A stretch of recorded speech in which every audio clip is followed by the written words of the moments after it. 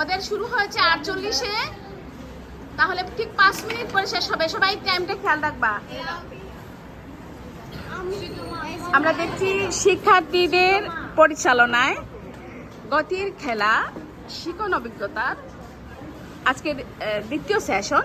এই দ্বিতীয় সেশনে আজকে শিক্ষার্থীরা খেলছে একটি বিষয়ের প্রতিযোগিতা।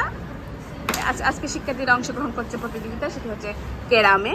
এই ক্যারাম থেকে তারা গতির বাস্তব জ্ঞান লাভ করবে। সবাই কিন্তু লক্ষ্য রাখবে গুটি পড়ার ধরনটা, সেটা কি সোজা পড়ছে নাকি ঘুরে ঘুরে পড়ছে, সে কিভাবে পড়ছে এই গুটিগুলো, সেটা অবশ্যই খেয়াল রাখবে সবাই।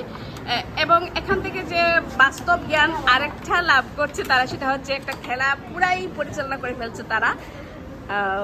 নির্দেশনা অনুযায়ী শিক্ষার্থীরাই পরিচালনা করছে। আমি শুধু তাদেরকে দায়িত্বটা বন্টন করে দিয়েছি।